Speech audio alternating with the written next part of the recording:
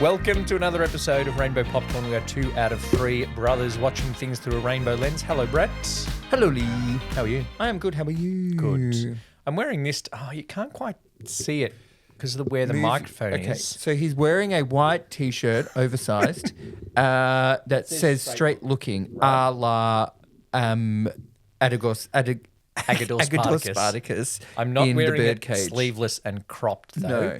which is the right decision for me because I don't look like Hank Azaria looked in that movie. And we couldn't take his Guatemalan. I did wear shoes, though. They make me fall down. I Sorry. wore this to the movie, right, when we screened it, and it was funny because I was just wearing it, right? And a whole Yep. bunch of people that came to see the movie hadn't seen the movie before. Yes. And then after the movie, people came up to me and goes, "Oh, that's Now why I he's get wearing it. that Yeah, T-shirt." yeah, yeah. I was Yeah. like, "So did you think I was just wearing a T-shirt that said straight looking?" Yes. Because one guy walked in and goes, wrong. I was attacked. It was That- the funniest thing from that night. That is bordering on one of the most homophobic things that's ever happened to me. It was uncalled for. Yeah. It was funny, though. Because even if I wasn't the host of the night, right, and had, by being the host, opened myself up to commentary, Yeah. he's just come in and gone up to a random Yeah. And said, you other look patron, gay. "You look gay." Yep. I think wearing this T-shirt makes me look more gay. Yep. No straights wearing this. No. That's not anything of what we're talking about. What are we talking about? We're talking about just a general little recap of some things we've watched. Some are a little bit gay, some aren't, some are offensively straight. But yours is a little bit gay to start with. Actually, mine's very gay. Cool. And I'm quite glad about that because it means the ABC gave money to gays, which They do. they haven't not done that before. Yeah. But Australia has a mixed history with sketch comedy, I'm going to say. Yeah. If we start over here on the DVD shelf that no one can read, is a DVD of seasons 1 and 2 of Fast Forward, Great. which is classic, right? And that's where this one came from, Kath and Kim. But then Full Frontal was good, Totally Full Frontal less so, Skit House mixed, so mixed you don't even remember it. Yeah. And there have been other bits and pieces of Australian sketch comedy over the years, but they keep giving it a go. Yep. Which I'm all for. And the latest person to be given money to give it a go is Urzila Carlson. Love Urzila. And we said it's a bit gay because she's a big les. She is a big Les. And she's said that herself. And one thing I really liked was that the sketches were good, but only on one occasion was a character she was in partnered with a man.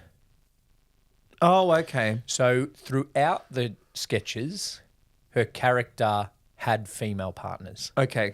There was a sketch where her Went to and Bunnings. her partner, Julia Morris, were checking their wedding cake. Okay.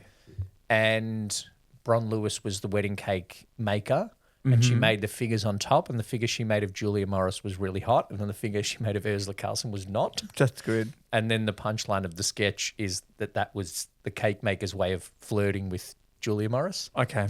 And then Urzila Carlson cracks it and just takes the cake and leaves. Great. She's like, well, if you're going to take my wife, I'm going to take this huge cake. Puts it in a Subaru and fucks off. Yes. Great. There is also a running sketch of Hire a Les, Okay. which is like, if your man is useless around the house at Oh, the yeah, DIY, great. hire a Les. Yep. But then that is extended to basically say, if your man can't satisfy you in other ways, Great. Urzila Carlson will. That's good. So On there- ABC, this is. On ABC, yeah. Great. There's a lot of female queerness. Mm-hmm. Probably not, from my memory, a lot of the gay male characters, but it's written by Urzila Carlson, and it's also based on her stand-up. Okay. Directly, not in the Yeah. way that the series Everybody Loves Raymond was based on Ray Yeah. Romando's stand-up. Good. Okay. This is directly based on Like some of the sketches I watched and I was like, yes, I have seen you in the Melbourne Town Hall do this bit in your stand-up. Oh, okay, good. And it's also intercut with her actually doing those bits. Oh, like Seinfeld. Yes, but better. Yeah. Okay. But a Wow. little bit of canned laughter. Uh-huh. Not her stand-up is better than Jerry Seinfeld's, but it's intercut better. In a better way. Okay. In that she was like, how fucked is it, if you're planning on having kids, I'm not trying to do Ursula Carlson's stand-up. She's like, one of her bits is if you're looking at having kids, make sure you think about that you have to be friends with your kids' friends' parents. Yeah, okay. And then she's like, one of my kids is friends with a not cool kid, so has not cool parents. Yeah. And then it goes into a sketch of her and Madeline Sammy standing at a playground looking at their kids together, and their kids are playing, but Ursula doesn't like Madeline Sammy. So is trying to subtly say to her kid, come be friends with this other kid instead. Great. So directly based on the comedy bits and then made into really good sketches Okay, cool. with some new Australian talent, Good. like Bron Lewis and other people that I can't remember the name of, which is Great. terrible. But still some known ones. So Sam Pang gets a couple of sketches and other names. Fuck. Great. I'm so bad with names. You're terrible. But watch it. Okay, I Because even if you're not a lesbian, as I'm not, you'll find it funny. will. Great. So well done to the ABC for giving Ursula a bit of money to do it.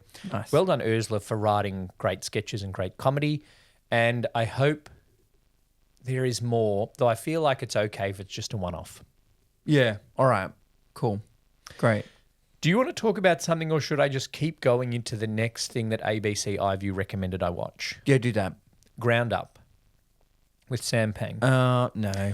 which is, if you were around in the late 90s, it's The Games, but for the Tasmanian football team. Okay. It's not written by Sam Pang. For those that weren't around, Okay. So it's a... I know. I'm just thinking of our listeners. Yeah, right.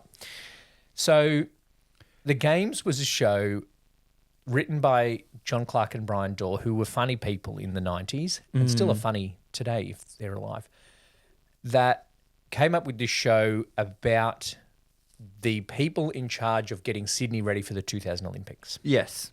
and all of the shit that could go wrong. Land issues, environmental issues, issues seekers with the pulling local out. people, Yeah. the seekers pulling out, creative differences of the opening ceremony. There's one episode where they put so much effort into designing the stadium that it means that the track is only 98 metres long instead of 100 metres long. Mm-hmm. And then there's fight between, International Olympic Committee Athletics Department and the designer of the stadium. All very well written, all very funny. This is Robin Butler and Wayne Hope, who are Grist Mill Productions, who made The Librarians and Upper Middle Bogan, among other things. That this is their version of that for the the Tasmanian football team. Yeah. And I hope those two don't mind me making that comparison. And I don't think they will, because it is. Yeah. Sam Pang plays the CEO of the Great Southern Football Club, not the Tasmanian Devils. Yep. And our parents said it wasn't great. Mm-hmm. But I thought, I'll watch it and make up my own mind. Oh, wow. I quite liked it. Oh, okay. I thought Sam Pang was Sam Pang, Yep. but I also expected Sam Pang to be Sam Pang. Yeah. Okay. Then he is the CEO. Then there's the COO, who is essentially planted there to check things for the government, to make sure that they're working together. Yeah. Then there's a younger guy who is a bit of a nepo hire because Marg Downey is the president of the board and her son needed a job. So her son is working there and he's a bit of the dumb comic relief. Okay. But it's not unpredictable. Mm-hmm. And that was Dad's main criticism. that it's predictable. Yeah. But that's okay because it is kind of going to be those things. But I thought it was well written, well put together. I thought Sam Pang, even though he doesn't have a huge amount of range, I still really like him. And his performance, I think he did really well. My issue was the CEO of the AFL. Okay. The characterization of him went a little bit too far. He's a dick. Mm-hmm. And there's a little bit of a clash between... Like the commissioner in the National Hockey League in the heated rivalry books. Sure. Yeah. There's a bit of a clash between him and Sam Pang because Sam Pang is essentially like, if I do this well, I'll be the next AFL CEO. Right. And so, but then the AFL CEO is a little bit too much of an asshole, not just to Sam Pang, but to everyone. And his character felt a little one-dimensional to me. Okay. But other than that, I thought it was good. And I like Mark Downey. Yep. From all the way back Classic. there. Fast forward. Classic. And she was really good. Her character had kind of an arc across the thing as well. But there's other people you recognise. One of the guys from Auntie Donna plays one of the characters. Yeah. One of the guys from Invisible Boys plays one of the footy players. Okay. I'll give you one guess which of the boys from... The one that's a footy player? Yeah, the footy player from Invisible Boys plays a footy player. And then I think it's Christy Willem Brown is in it too. Okay. So people you'll have seen in stuff, and they're quite good. And there are some funny moments. There is the same kind of things of like, we've got to deal with the land and we've got to deal with the local people, and they clash with the RSL, then they clash with the local footy leagues, and then they clash with the AFL. But then there are some other funny bits of dealing with these young players who are coming up to join the club and think they're top shit, but they're really just 17-year-old idiots because they're footy players. So I think it's good. Okay. It ends rather oddly. Right. And it was another one where I thought, has this released weekly and it's not actually the end, like I did with the Kitty Flanagan and the theatre one. Okay. Bad Company. Yep. I thought, oh, that's a shit ending. And then someone was like, no, the new episode comes out tomorrow. I'm like, oh, okay. Great. There's one more episode. Cool. But there isn't one more episode of Ground Up. Oh. So it ended rather oddly for me. So there could be another season. I hope not. I'd be okay if there was. Wouldn't that then also almost go into when the football club is going to start? Oh, that would make sense then. Yes. Yeah, okay, And cool. I think the last season of the games came out in the year 2000. Yeah, right. So Okay. that fits. So I would recommend Ground Up. I think it's good. And Okay. again, I like watching Australian stuff to support Australian stuff. Great. Have you watched anything Australian recently? No, I haven't. I watched a movie. You know what I did, Lee? Because I reactivated my Apple TV Oh, subscription yeah. because Ted Lasso's back. Yes. So I watched the first episode of that the other day. Okay. I was just like, oh, we're back. Good. Yep. This is good. Good callbacks, good laughs. Obvious what it's going to do, but does it very well. I didn't know much about it, but I have learnt that it's about a women's team now. Yeah, because that's how the last season ended. Kind Okay. of Keely going to Rebecca and being like, women's team? Okay, right, yes. So that's it, but it's a little bit, Ted's gone home, blah, blah, blah. Yeah. So I watched that. So I reactivated Apple TV. Yep. So then I get all these recommendations to watch things on Apple TV. So I watched a movie that was the number one thing that popped up. I said, this looks okay. Boom. It's called Dink or The Dink. Still not sure. Is It's it about pickleball? Oh, I was going to say it's not about somebody giving someone a ride home on their bike. No, it's not. Oh, does that happen? No, it Is that an doesn't. Australian term, do you think? I Do you think reckon it other is. people dink people home on their bikes? I don't know. Did they dink anyone in? So you're telling me what's his Elliot like dinked ET? No, because he had a basket. That's still a dink. Isn't a dink just where you either stand on the pegs. bars or sit on the handlebars? I don't know. Dink me home.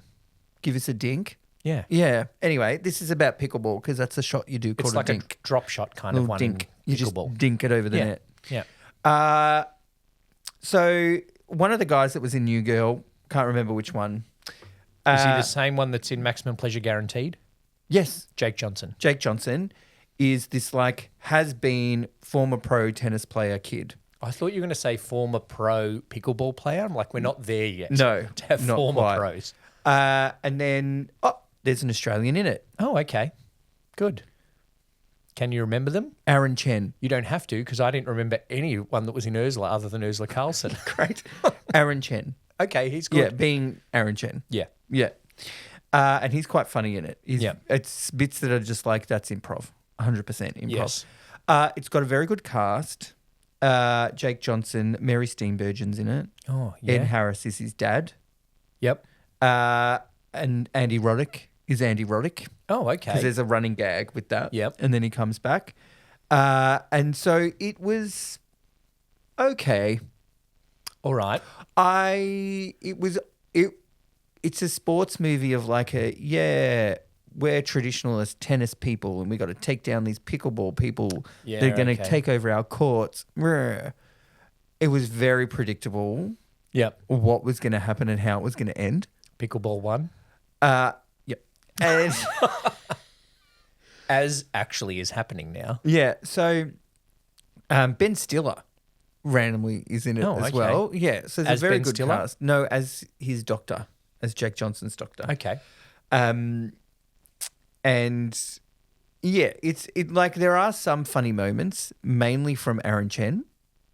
Yep. The rest is just predictable.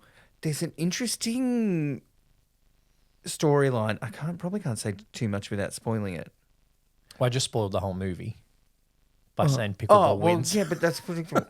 There's an interesting romance aspect Okay. that I was like, oh, but then it wasn't a thing. So then it was okay. Oh, okay. And yeah, there was actually a couple of funny. So he goes down to the pickleball club because his dad's a big traditionalist tennis guy, and Jake Johnson works as a coach at this tennis club, Yep. like high profile tennis club. And then they're like, no, we can't have pickleball taking over. And then Jake Johnson hurts his wrist or whatever and goes to Ben Stiller.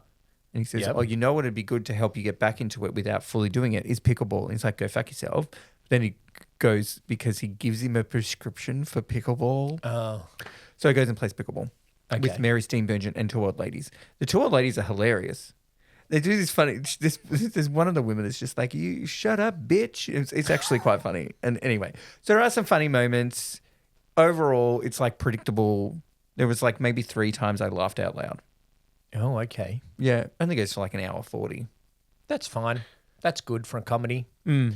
And I think it's okay for comedies to be predictable as long as they're funny. Yeah, it was enjoyable. Okay. It was just like, yeah, cool. That did its job of me on a Sunday night wanting to watch an easy movie. Yep. You know what I mean? That's fine. Yeah. You don't always have to think, No, which is good. which is what I decided not to do when I watched the next one that I've put on the list, Oh, yes. Masters of the Universe. What I said would be terrible. If you go back, listeners, when we talked about the trailer, I said it looked awful and it's going to be bad.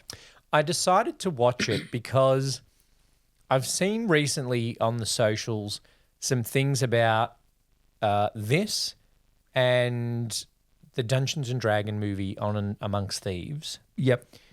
and one more that I can't remember. Mortal Kombat.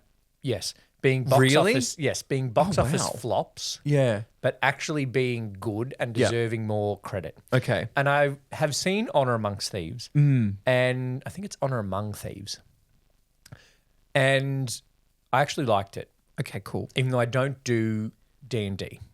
Great. And never have. I also didn't think Chris Pine needed to be cast in it, but he was. And I watched it and I thought it was good. Hugh Grant is good. Mm-hmm. So I decided to watch Masters of the Universe Yeah, He-Man, yeah. because I was like, is this any good? Meh. Yeah, okay, cool. Exactly. Yay. It is, because the other thing I've seen about it on the socials was a lot of shots of Nicholas Galitzine and them saying, why did they put this shot in a fight scene? And it's just like him laying down with his ass up or him just like showing all his thigh. Okay. And I put in my Letterboxd review that somehow this could be Nicholas Gallatin's sluttiest performance. Mm. That's including Mary and George. Okay. And it is just because he is, from about halfway through, a piece of meat. Yeah, that's what He-Man is. One thing they didn't do really well was disguise how big he is before he's He-Man. Right. They didn't So- Chris Evans that. Yeah. It wasn't like... Well, that's complete different. Yeah. Yeah. But it wasn't like, in some movies, they will film the section where they're smaller, give the guy 6 months to bulk up, Yeah. and then film it. Yeah. They didn't, which is fair. Like, they're probably not going to give that kind of timeline to one they might give, that Nolan probably gave Christian Bale time to Yeah. fill out. Yeah. But they didn't dress him well enough for him to not look huge Did he look like from the start. Did he look like Mr. Incredibles in The Incredibles when he's working at the insurance? And he's just like bigger than everybody else, just working there. Almost. Yeah. Okay. No, I don't know what he does for a job. He looked like He-Man working in HR, Okay. which at the start, when he's just a guy working in HR, he's meant to just look like a guy working in HR.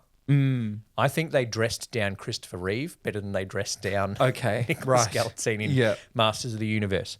That being said, I'm very grateful that he put on as much muscle as he did, because once he becomes He-Man, it's good to look at. It's just nakedness. Yeah, Yeah. basically, because he just wears like The harness something over thing. his boobs and something over his willy, and that's it, Yeah. and boots. And boots, of course. So Boots. he's all thighs and abs Yeah. and arms, which is fine, and I can say that objectifying him because that literally is half the point of the movie. Yeah.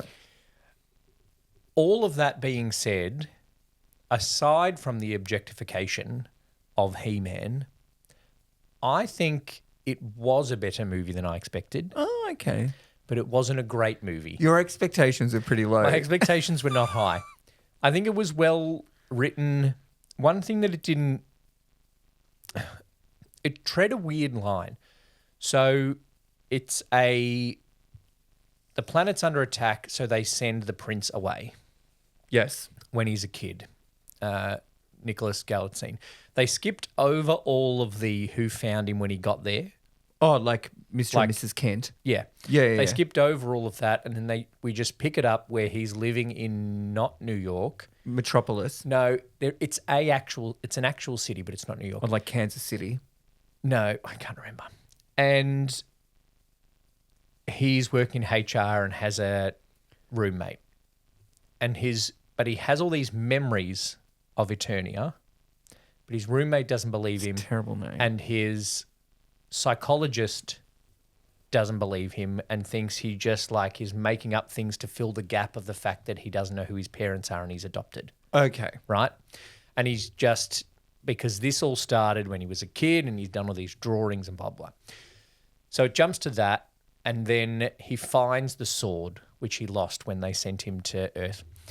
And that's what makes him wants to try to get back to Throws him in the Eternia. snow and then it builds a palace. No. So there's that. There are a fair few Yeah, yeah. similarities. Yeah, that's why With Mattel. Superman. That's why Mattel made the toys like that. Yeah. Big few years for Mattel movie wise, by the way. I liked that it didn't do an origin story. It just picked up kind of he's an adult now and then he goes back. One thing, Eternia is silly named, right? But Yep. all of the characters are named, and as characters in a movie, they sound stupid because they're named as 80s toys. Oh, okay. Yes. Like Fisto and Mechaneck and Ram Man, things like that. So, like, I'm not going to talk about Fisto. There are fisting jokes in there, which is very weird. Oh. And Ram Man, he has the big helmet and he just runs through walls. Mechaneck has a mechanical neck that extends. So, just as characters, if you just went to Eternia and they were the names of the people, you go, that's fucking stupid. Yeah. How they got around that was quite clever, because 10-year-old Prince Adam couldn't remember the names of them when he got to Earth. So he just named them Oh, okay. And so named them as a 10-year-old boy. Fisto. Mechaneck, Ram Man. Okay. Right? So that was one little clever way that they got around that. Okay. Look, the action is good. The one flaw, I've probably talked a bit too much about it. The one flaw is he's in HR, in conflict resolution, and a lot of the HR scenes are, let's talk about it, And then there's a moment when he goes back to Eternia and he does try to talk to the bad guy, Okay. Jared Leto, Oh. who's actually good, even though I feel like he's trying to sound like a bad guy but also sound like Frankenfurter at the same time.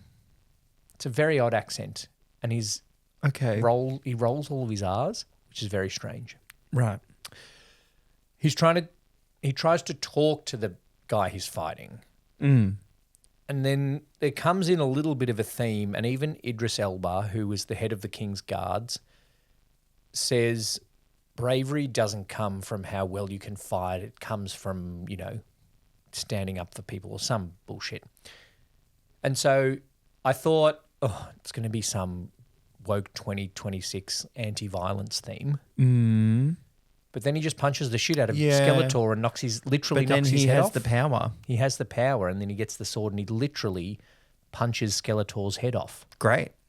Great, but also didn't fit with the I'm going to be a okay. talking conflict resolution guy. Yeah. But other than that, it's kind of what you would expect, in that it's just a bit of slow-mo fighting, and there's bits that are over the top, and Nicholas Galatine's hot, and there's some funny bits and some good bits and some not as good bits. Okay. Great. I think I gave it a 2.5 or a 3. Okay. Sure. Yeah, it's on my letterboxd. Great. Cool. Next, let's talk about the one we'll finish off talking about the one that we've both watched a bit of. Oh, yeah, good. Yeah. When I renew my Apple TV, I'll watch the end of this. So I renew my Apple TV. Yes. And then the first thing that pops up is Maximum Pleasure Guaranteed, which I'm still waiting to be pleased by. I watched it because I saw on the socials... Oh, fuck, I've forgotten his name again. Brandon Flynn. Brandon Flynn plays a camboy. I'm like, well, I'm in. Yeah. Brandon Flynn from The Parenting. Brandon Flynn from The Parenting. Well, that's the one that we've Yes, reviewed yes. on Rainbow Popcorn. Yep. Go back through the archives. Are they archives if it's 3 years ago? It was probably only last year. Yeah, but we've only had 3 Oh, well, yeah. to 4 years of anything in the podcast. back is archives. Okay. In the back rooms. Yeah, with the Ark of the Covenant. So... Oh, I meant more like half of this bookshelves coming out of the floor. with the back scary rooms. pirate. Yeah. Trauma. So, yeah, Maximum Pleasure Guaranteed. Brandon Flynn is a camboy. He's a camboy. And yes, he is, but only for one episode. Yeah, because He gets he unalived. he gets killed. Yeah. So it's good suspense at the start. I feel like a lot happened in the first episode Yeah. that could have been stretched out a bit to make the suspense go on a bit more. So then I'm keen. I've watched maybe 2 episodes. Then I'm keen to be like, okay, so where is this getting? Because also her friends are weird. The work friend. I've watched everything but the last episode. Oh. How much okay. do you want me to say? No. I right, think it's it's the good. end I'll of the keep episode. watching. I'll keep watching. Look, I think it's good. What it does, and this kind of caught me in episode 3, Maybe that's where I'm up to. it becomes much more about her and her life falling apart than it is about finding the killer. Oh. But it's done well. Okay. Because she's good. She is good. Jake Johnson is in it. Murray And Bartlett rocks up Murray for a bit. Bartlett, yes, another guy that I forgot the name of. I was about to say the guy that got his ass eaten in White Lotus. One and the same. No, Yep. he did the ass eating. Oh, yeah. Yeah. Yeah. Australian. It does it well, Okay. I think. I think going in with my only knowledge being Brandon Flynn is a camboy, set my expectations in the wrong direction. You thought it was going to be sexier. Yeah. And it's called Maximum Pleasure Guaranteed. Yep. But I think... And it's rated R. Oh, yeah? Yeah, he comes up and says, "Oh, are you this old?" I'm like, "Yeah." That makes sense because there's sexy stuff in it and there's a lot of violence and murder. Yeah. I think it's good. Okay. And it does move a bit away from the suspenseful mystery of who did the killer to be more focused on her life becoming fucked up. But at the same time, her way to try and unfuck her life is to find the killer. Okay. So it's good. The police woman detective Yeah. is funny Yeah. and she's good. Later on, she has a gambling problem and I'm not sure why. Okay. Is there a show where someone says woman detective and then another character says they just call them detectives now? There's a movie. Because when I said policeman detective, officer.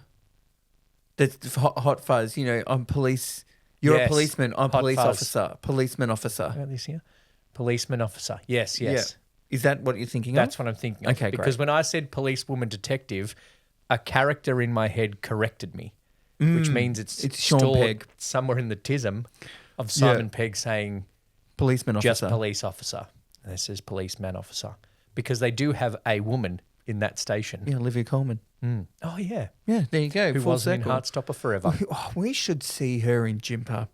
I will say I watched one episode of a new Ryan Murphy series. Okay. It's called The Shards. Not AHS 13 or whatever that's coming out. No, and not the other one that's going to be about Lizzie Borden. Oh, yeah. It's called The Shards, right? Yeah. And I was watching it and I just saw a little clip of it and it looks like rich, preppy, attractive people and there's murder.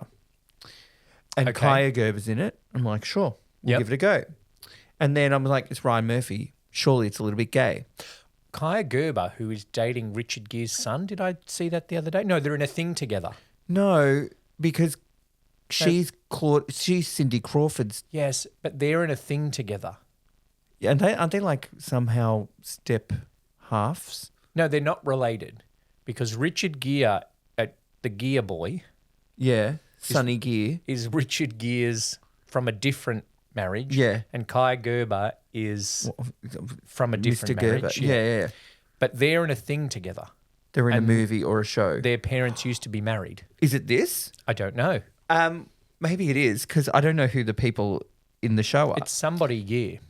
Maybe this is just full of fucking Nepo babies. Is Not Safe for Work the one? No, that's I Want Your Sex with That's Nepo not what I'm Baby. talking about. Lewis Hoffman. Oh. But you're also, I know you're talking about Shards, but I said, do you want to talk about Not Safe for Work? And you said, no, because you haven't watched enough yet. Oh, it is him. What's his name? Gere? Homer Gear. Homer Gere. Homer Yeah. Gear. Named for the Odyssey. The main guy actor's name is Igby Rigney. That is a terrible name. That's a fake name. That is a terrible name. So anyway, I was watching it and it started and then there's narration and I'm like, oh, I don't know if I like this type of narration. And then I had no idea what it was about going in really. So, and then I'm like, this just sounds like an odd type of narration. And it reminded me a lot of American Psycho. Yep. It's the main kid is Bret Easton Ellis. And it's semi-autobiographical. So it's based on Based on- something Bret Easton Ellis wrote. No, it's Bret Easton Ellis wrote it based on his teenagersness. But And he, it was- did and he it's- write the book and then Ryan Murphy made don't know. Made, I or don't know. He didn't write the screenplay for Ryan Murphy. Well, maybe he did. I think he's dead. Oh. Well, let's see. Bret Easton Ellis has had 2 Writers. books banned. Bret Easton Ellis based on a novel by. Yeah. Cool. Because he also wrote American Psycho and wrote Rules of No, Attraction, he's not dead. which were both made into movies. Yeah. So I was watching it. I'm like, oh, this is kind of annoying. I'm like, this just sounds like American Psycho. So I think that's the point. But it's almost yeah, too okay. on the nose. I don't know why I touched my nose when I said that. I think I need to watch American Psycho again. Well, then it's very, there's gayness and everybody's attractive. That's bloody Brian Murphy, mate. And I'm not sure It's like murder mystery-ish kind of. I don't quite know yet. It's in the 80s and it's very 80s and annoyingly so. So that's Bret Because Easton some of Ellis, the- and then it's queer yeah. and attractive, and that's Ryan Murphy. What a combination. So it's like 80s stuff and it's like the narrator is like, you know, back now it's easier for kids, but they've got so many distractions. Here in 1981, we were at a party. Nobody had a smartphone. I'm like, you don't need to talk like that. Okay. I didn't like it. I didn't like the narration. The story, I think I'm going to like. It's like one episode. I've watched one episode. Okay. I'm like, ooh, interesting. I'll watch another one. Yeah. All right. What's that on? Disney. Disney. Interesting, Disney. Yeah. All right. Well, there's a couple of things for us to watch. You probably won't watch the things I suggested. No. I think you should watch Urzila. I think you'll like it. Yeah, okay. Thanks for listening to another episode of Rainbow Popcorn. This may or may not come out, and you can still buy tickets for Moulin Rouge. If it comes out after Moulin Rouge, then you can buy tickets to watch Jake Neville's The Back Eye in a double feature with The Wicker Man, not the Nicolas Cage version, at Eclipse Cinema. And then our social events are coming up too. So the link to tickets now in the episode description takes you to all of our events that we've got coming up for the rest of the year. Hope to see you there. Hope to see you there too, Brett. I'll be there. Excellent. Thank you, Brett. Thanks, Lee.